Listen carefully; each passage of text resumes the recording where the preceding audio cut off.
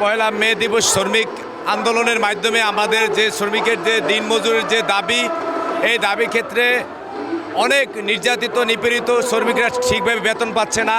আমাদের বিদেশেও যারা চাকরি করে তারা কিন্তু শ্রমের মূল্য পাচ্ছে না। এই বিষয়ে কিন্তু পয়লা মে দিবস উপলক্ষে আমাদের প্রধানমন্ত্রী বিগত দিনে যে ভীষণ দিয়েছে, আমাদের বিএনপি তথা বাংলাদেশের প্রধানমন্ত্রী দেশনায়ক তারেক রহমান, আমরা আজকে এটাই প্রত্যাশা করি সে আমাদের যে শ্রমিক নিয়ে ভাবেন এবং বাংলাদেশকে নিয়ে যে ভাবেন। আমরা বিশ্বে যে আমাদের ভাইয়েরা বিদেশে চাকরি করে তারা ঠিকভাবে শ্রমের মূল্য পাচ্ছে না।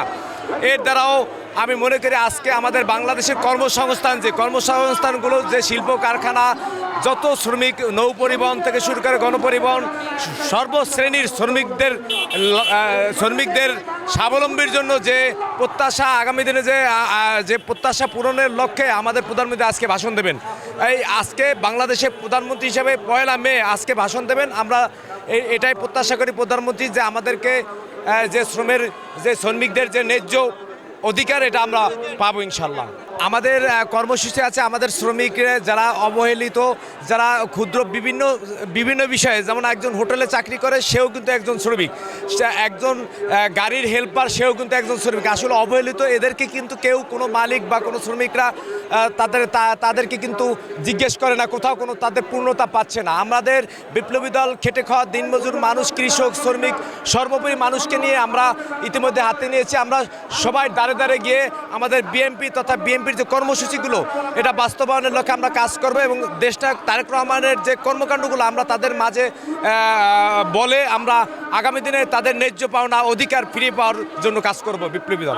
দীর্ঘ 17 বছর ফ্যাসিস্টদের নির্যাতন নিপীড়নের পরও আপনারা দেখেছেন এই পল্টন ময়দানে ফ্যাসিস্টদের আমলেও কিন্তু বিএনপি তারেক রহমানের নেতৃত্বে এবং মরহুমা বেগম খালেদা জিয়ার নেতৃত্বে লাখো জনতা, যেমন 28 অক্টোবর নয়, আমের সর্বসময় বিএনপি যে একটি জনগণের দল সেটা বারবার ফ্যাসিস্ট আমলেও প্রমাণ দিয়েছে।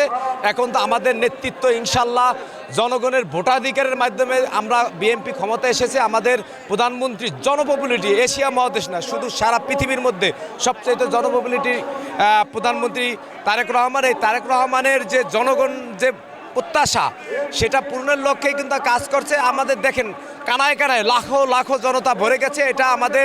এটা আমাদের জনগণের না, এটা বিএনপির অর্জন এবং আমাদের যে দীর্ঘদিনের আন্দোলনের ফসল।